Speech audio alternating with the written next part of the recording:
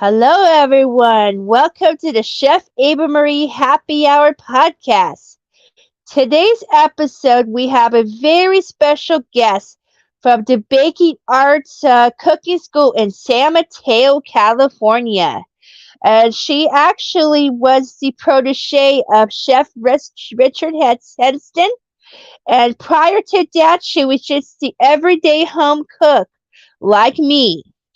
And she has a coffee pop-up shop, Bliss on Tap. So please welcome Laura Tyson. Are you there, Lauren? At the upstage. Hi. Hi. How you been? Good. I'm doing well. Thank you so much for having me. You're welcome, Laura. So, what want to say? How did you get your start for your love of baking journey prior to baking arts and Bliss on Tap? Yeah, so I honestly grew up baking. I have parents and grandparents who love to bake. Oh yeah. On one side, my grandmother was one of 15, and she started baking at age 4, Oh. and so um, she taught me so many different things. And growing up, all of the holidays, dinner was at her house, and I helped her, make Swiss steak. Should also mention I grew up in the South, so Oh, things South. like Yeah. biscuits and gravy and Swiss steak and um, all of those delicious things. Yeah, so from very early on, I just love to bake. My mom bakes a lot, Wow. and so we were always in the kitchen. Um, for holidays, everybody was always at our house, and we were Mhm. always hosting. So, um, yeah, and then from there, realizing that baking is so much more than just kind of a chore or a thing that you have to do, but there's so much to Yeah. explore and experiment with. Just I got so curious. Oh, what if avocados were sweet instead of in a Yeah. savory dish, I and things agree. like that. 'Cause I come from both baking and savory background because I do like a lot of savory cooking, but I also love to bake. So I get what you're saying there. With strawberries being sweet and flour being essential because you guys work with flour all day. Yes, yes, we do. So what what did you got into investing in making arts cooker school? What kind of changes did you make to do buy in the store? Yeah, so I started kind of down this journey first with my coffee business, Bliss on Tap, Hmm. and it was growing, and I was looking for a brick and mortar space to open up my Yeah. coffee shop in, and kind of heard through the grapevine that you know, oh, hey, there's this bakery in San Mateo and the owner's thinking about selling. And I was out looking at another property actually and dropped in and literally was like, hey, so I hear you want to sell your business. um, yeah, it's kind of comical. And then I don't know, 4 months later, I was the new owner. So obviously a lot happened in between there. But it just was such a perfect fit, not only for the coffee, but also for my love of baking. And I mean, for anybody who steps into this door, it's it gives you this feeling of like a kid in a candy store. Like Yeah. there's so much to see, and we're almost always baking something, so it smells really good. It's Yeah. just it's a really fun place to be. And yeah, as soon as I started talking more to Richard about it, it's like, yeah, this is what I want to do. Um, so yeah, we've to the second part of your question about what changes have been made. Um, so first off, I mean, we've kept um, all the classes, so continuing to teach baking classes and all of the specialty chocolates and things like that. Oh yeah. Um, I'm so excited. We've added a few new classes, French baguettes and pasta dough, and um, we've And we will even get kind to of, that in a second. Yeah. So, yeah, yeah. We've even dipped our toe into classes for kids. Right now, 10 to 12-year-olds, which has been so much fun. There's so many kids in this area that just love to bake and they're looking for a place to learn. So that's been really cool. We've um, added a few other ingredients to the shelves. I'm so excited. I actually even haven't had a chance oh, to email everybody about this, but I found white lily flour, which, if you're from the South, you know is a staple. It's oh, 100% soft winter wheat, and it is ideal for making biscuits and scones and oh, red velvet cake. I actually was just making some biscuits this morning with white lily flour. It creates the softest biscuits you've ever put in your mouth. It's amazing. oh my Um, so gosh. so now you can come in and buy that. We've also got semolina flour. We have a few more chocolates that I'm so excited about. Definitely going to check it So out next time I come. yeah, so it's been really fun to kind of see, find some new items, add them to the store, see what the response has been, um, and also, hearing feedback from other people. You know, what you want to see. Somebody had requested a sugar-free or a no sugar added chocolate, and so we've got a few of those options as well. Oh, yeah. So, yeah, it's been really fun to kind of, I would say, like, grow with the community and what people are Yes. asking for. Yeah. Absolutely.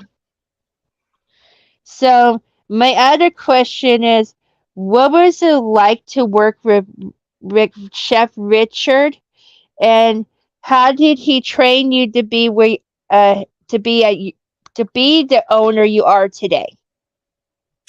Yeah, so Richard has so much experience, and um, it's it's actually kind of funny because it just feels like it's come full circle because I took my first class from Richard over 10 years ago. And I mean, who would have guessed that today this is where I would be?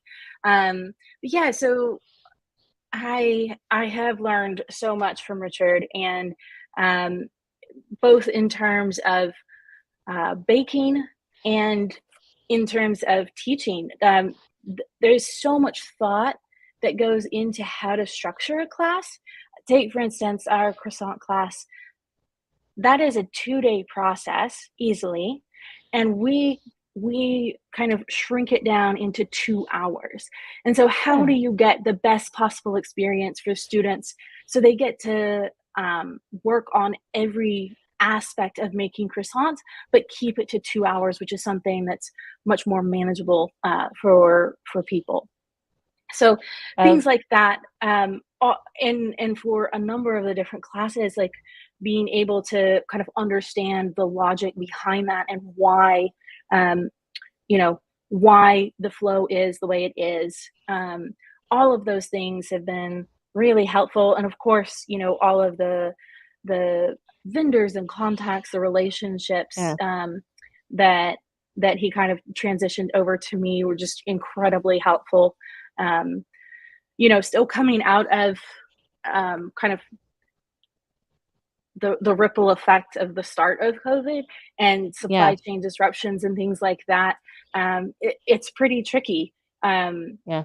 you know, to find, and because we have specialty ingredients and Oh, yeah. specialty items, so being able to have those relationships and um, know who to go to, okay, if this person is out, where might I else find this? So all of those kind of just tips and tricks from Richard being in the industry for so many years has been really God helpful. bless him. Speaking of that, there was during the 2020 lockdown, um, we had to live without yeast and without flour. We people had to stock up during lockdown. So, what was your thoughts on the yeast shortage at the time? Um, Goodness gracious. Remember, we all There been there. there is so much happening. Yeah, I don't know. My thoughts on that. I feel like if you kind of zoom out into the broader picture, everybody Yeah. was doing the best that they could, and it was just a really difficult time. I think, going without a key ingredient is you know really challenging. Yeah. Um, but also, like, you kind of have to keep it in perspective with everything else that was going on in the world, and it just dropped in priority. So Yeah. yeah, I think it's just Craziness. yeah, yeah, very crazy. I think nothing else. It has cultivated such a sense of gratitude, and not taking things for granted.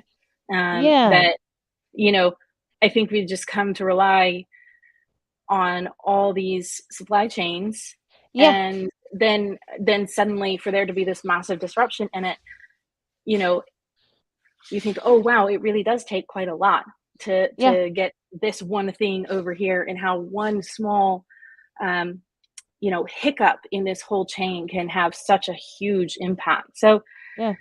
yeah, I think being grateful for for what we have, and like not taking it for granted, the systems that are in place. Okay. So another question for you. How does students at the baking arts respect as they gain experience and baking arts cooking school? Did they help troubleshoot? Do you help troubleshoot your recipe dilemmas? Yes, we get some very specific questions almost every day in the store. Sometimes it's during a class, but sometimes people just walk in and they're like, "Okay, I have this recipe, this, and what do I do, or how do I fix this? This isn't working." Um, Yeah. for example, people come in asking like, "How do I make my royal icing shiny?" Yeah. I I don't want it to be matte. I want to have a shine, and so coming up with possible alternatives and ways that they can do that. There's also It's been so fun to see talk about students growing and gaining experience.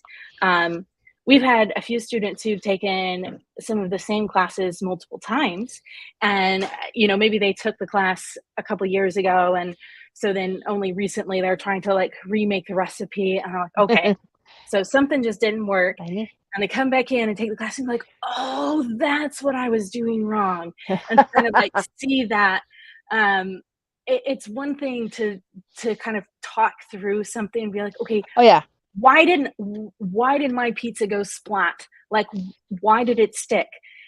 And then another to actually go through the process of making the pizza dough and then hand stretching the pizza, launching it in our outdoor pizza oven, and being like, oh, that's what I was doing wrong. I built the pizza on the peel instead of building it on the table. So that is always so gratifying to hear students kind of come to these realizations as they're taking the class. Yeah, because the best thing about having a cooking school is because you guys are there to support the award-winning home cooks like myself. So we need anything, we reach out to the professionals for advice, and that's what the beauty about this baking arts cooking school. Because Drager's cooking school was just recently shut down just a couple Mm-hmm. weeks ago. Mm-hmm. And Yeah. when I know, and Chef Antoine, which is becoming the new manager over there. Oh, yeah. I feel like And there's a lot of changes coming I for know, Draeger. It's they were yeah. your neighbors. But Mm-hmm. on have another question in the meanwhile. I heard you got some interesting classes coming up. As I just learned, the tart class is sold out. But we're excited about another a session of ravioli and souffle. Would you bring back the Great British Baking class anytime soon? I'm a huge fan of Paul Hollywood and Berry Blue Leaf. Yeah. Oh my goodness, it's so fun. kind of bringing in elements of things from the show, because it's one thing to watch and see the contestants do things, and then Yeah. another to like try and make it. Um, yeah, Yeah. so new classes. Yes, we have a few classes that we're bringing back specifically for the holidays. Mhm. The tarts are one of them. We've got souffles. We'll have a pie class, which I'm so excited about. Um, Again. Is it yes, my holiday schedule will be posted soon, so stay tuned for that. The pasta class. Okay, I just have to take a second because it's one of my new favorite classes. It's so much fun, and just so relaxing. yeah. Um, who knew making pasta could be so like cathartic? Um, Yes. but yeah, so we um, you leave with two different pasta dough recipes, a sauce recipe, and then in class we make dough from scratch, and we make um, ravioli that's filled with a lemon ricotta filling. And then we get to sample that in class Oh wow. with a brown butter sage sauce. And Ooh. it's so good. Oh my word, it's so good. And then we finish up class by learning how to make fettuccine. And I show both a method for using an attachment and also doing it by hand. Um, so there's so much to learn, and honestly, I mean, there's almost as many different kinds of pasta as there are people in the world, especially when you factor in sauces and ways to eat it and things like that. Yeah. So this is kind of like your introduction to making pasta from scratch, and Yeah. it's just so much fun. Yeah, that's a good way to put it. And you guys are really coming up your culinary game. And I also wanted to know another question. I heard, speaking of your coffee business, how is your Bliss on Tap going?